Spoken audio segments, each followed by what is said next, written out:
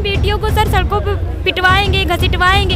हम लोग गरीब परिवार के बच्चे हैं, घर से निकलते हैं तो हमको इतनी गालियाँ मिलती, समाज से लड़ना पड़ा, घर वालों से लड़ना पड़ता है, यहाँ तक कि सरकार से लड़ना पड़ता है। ये सरकार भी हम लोग को गाली देती है। सबसे बड़ी बात यह है कि जो यहाँ पे जो अधिकारी बैठा, कौन अधिकारी है ऐसा जिसको अभी तक आपने उजागर नहीं किया है, और उसकी इतनी हिम्मत हो गई है कि वो बाबा साहब के बनाए हुए संविधान को फॉलो नहीं कर रहा है। सिर्फ और सिर्फ झूठी सरकार है। कब तक आप हमको झूठे आश्वासन पे ऐसे घुमाते रहेंगे? हम माननीय मुख्यमंत्री जी से कहना चाहते हैं और बेसिक शिक्षा विभाग में बैठे हुए अधिकारियों से कहना चाहते हैं, माननीय न्यायालय का आदेश आया है और इसे त्वरित फॉलो कीजिए। अधिकारी कौन अधिकारी ऐसा है? पूरा पिछड़ा समाज और दलित समाज जानना चाहता है, पूरा यूपी का जितना जनता है वो जानना चाहता है। आखिर ऐसा कौन अधिकारी है जो ना मुख्यमंत्री जी के आदेश का पालन करता है? कब तक बैठोगे धरने पे आप लोग? जब तक हमें हमारा नियुक्ति पत्र देकर हमें हमारे विद्यालय तक नहीं पहुंचा दिया जाए, तब तक हम यहाँ धरने पे बैठेंगे। तब तक जी, तब तक बैठेंगे, क्योंकि ये जो सरकार है ये झूठी सरकार है। ये हीला हवाली देती है, आश्वासन, झूठा आश्वासन दे। पिछले 4 साल से हम लोग प्रताड़ित हो रहे हैं सर। हर चीज़ की एक सीमा होती है, संघर्ष की भी एक सीमा होती है। अभी तक हम नेता मंत्रियों के यहाँ जाते थे तो ये कहते हैं आपका मामला कोर्ट में पेंडिंग में है, जब आदेश आएगा त्वरित फॉलो होगा। अब तो आदेश भी आ गया है माननीय न्यायालय का, सिंगल बेंच का भी आदेश आया, उसको नहीं माना। एनसीबीसी का भी आदेश आया, उसको नहीं माना। मुख्यमंत्री जी की अध्यक्षता में, मुकुल सहगल जी की अध्यक्षता में 5 सदस्यीय जांच कमेटी बैठी, उसकी भी रिपोर्ट आई, उसको भी नहीं माना इन्होंने। अब तो आपका उच्च न्यायालय आदेश दे रहा, अब तो उसको फॉलो करिए। कब तक बहन बेटियों को सर सड़कों पर पिटवाएंगे, घसीटवाएंगे?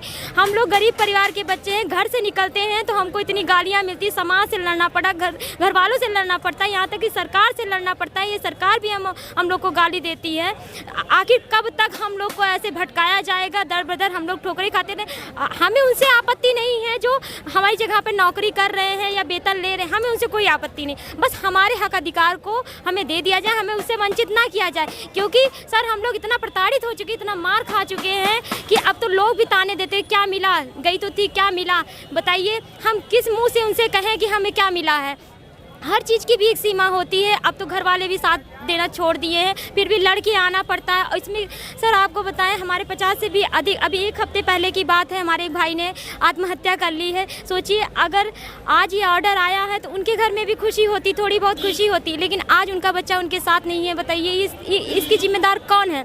ये सिर्फ और सिर्फ झूठी सरकार है। कब तक आप हमको झूठे आश्वासन पे ऐसे घुमाते रहेंगे?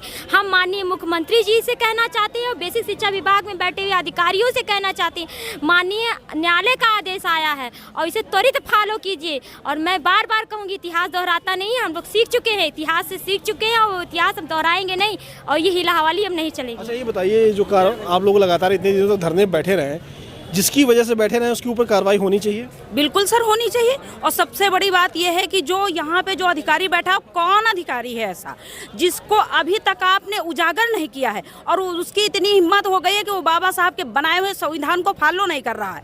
और ऐसे जो असंवैधानिक लोग हैं उनको अंदर कर लिया गया है। जिनको माइग्रेट करना चाहिए था उनको आपने माइग्रेट क्यों नहीं किया? भाई, जब 50% उसको जनरल को सीटें मिलती हैं, उसमें कहा जाता है कि जो उसके बराबर आएगा तो वो जनरल में जाएगा, उसके बाद हमारा जो कैटेगरी है हम उसमें जाएंगे, लेकिन उसको क्यों नहीं किया गया? ये अधिकारी कौन अधिकारी ऐसा है? पूरा पिछड़ा समाज और दलित समाज जानना चाहता है, पूरा यूपी का जितना जनता है वो जानना चाहता है। आखिर ऐसा कौन अधिकारी है जो ना मुख्यमंत्री जी के आदेश का पालन करता है और ना ही जो है उच्च न्यायालय के उसका पालन कर रहा है? और ये सिर्फ सर केवल अब इनको ये 3 महीना का केवल हमको हवाला देते हैं कि हम 3 महीने में। सर, मैं एक बात और कहना चाहती हूँ, जैसे कि जब हमारे हाई कोर्ट के सिंगल बेंच का ऑर्डर आया था तो उन्होंने भी कहा था, इन्होंने हमसे कहा कि आपका जो मामला है ये 3 महीने में हम निपटा देंगे। हम लोग इनकी बात पे आकर के रुक गए। इन्होंने लोगों को भड़काया, उसको ले जा कर के इन्हीं के लोगों के द्वारा उसमें डबल बेंच में ले जा कर के मामला फंसा दिया। और अब जो है, जब उच्च न्यायालय का भी जैसे आदेश आ गया है, तब हाई कोर्ट का, तब इनको क्यों आपत्ति हो रही है? अच्छा, अभी तक तो इन लोगों के पास सारी सूची होती है, सरकार चाहती तो इसको काफ़ी प्रोग्रेसिव रूप से अब तक लागू करा देती, अब तक लिस्ट जारी करा देनी चाहिए था। सर, मैं यही कहना चाहती हूँ कि ये कंप्यूटर का ज़माना है। पहले होता था, लिखित होता था कि महीने, 2 महीने, 3 महीने लगेंगे। अब सर 3 घंटे लगेंगे। आपके पास मेरा भी डाटा है, आपके पास जो वो पुराने लोग जो चयनित हैं उनका भी डाटा है। तो आप 3 घंटे में उसको कर दीजिए। सर यही भर्ती जो इसी का पहला प्रारूप था, उसमें आपने जब जनरल वालों की क्षति हुई 6000 लोग थे, उसको आपने संडे के दिन बुला करके उसमें यहीं पर CRT पे उनको बुला के 3 घंटे में उनका समाधान किया, उनको नियुक्ति पत्र दिया, मिठाई खिला के घर भेज दिए।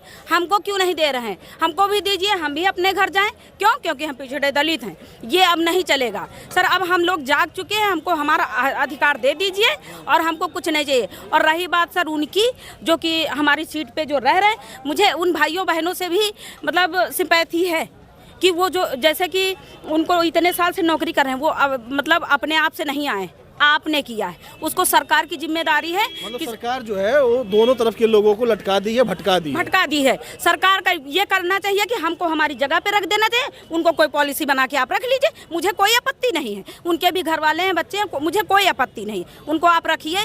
किस उस पे रखते हैं आप, सुपर न्यूमेरिक पे रखते हैं, क्या रखते हैं, मुझे कोई दिक्कत नहीं है, लेकिन हमें हमारा सारा अधिकार दे दीजिए बस। अच्छा, ये अधिकार की आप लोग जब बात कर रहे हैं तो सरकार तो कह रही थी कि सबका साथ सबका विकास, और 5 सालों से आप लोग दर दर भटक रहे हैं, तो उसके पहले तो याद नहीं आया, उसके पहले तो कहा जाता घोटाला नहीं है, अब कहा जा रहा है कि हाँ विसंगति है। आप देख रहे होंगे इसी जिस दिन ऑर्डर आया, इसी के 10 दिन पहले, शायद 1 हफ्ते पहले मुख्यमंत्री जी का वो आता है जो है बयान की जो है कि कोई घोटाला नहीं हुआ है, इतने लोग इनके जो 70% इनके लोग जो है वो चयन किए गए हैं।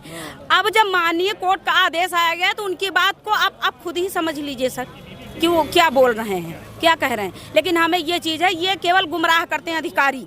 योगी जी बहुत न्यायप्रिय नेता हैं, लेकिन ये अधिकारी गुमराह करते हैं। और ये हम ये कहते हैं कि योगी जी से अब उपचुनाव भी आने वाला है। आप इस वाला चुनाव भी आप देख चुके हैं कि ये 69,000 भर्ती ही ले डूबी है। क्यों? क्योंकि इसमें OBC SC आरक्षण का मामला सर बहुत गंभीर होता है। ये है भैया पूरा मामला, आप समझिए। कई सालों से यह पिछड़े दलित के परिवार के बच्चे बच्चियां धरने बैठे थे, जहां प्रधानमंत्री कह रहे थे कि 2047 तक विश्व गुरु बना देंगे, मगर उन्हीं की सरकार ये नहीं बता पा रही है कि 3 महीने के अंदर इनको कब नियुक्ति दी जाएगी, कितने दिन में दी जाएगी, कितने वक्त में दी जाएगी और कब इनको मिठाई खिलाई जाएगी।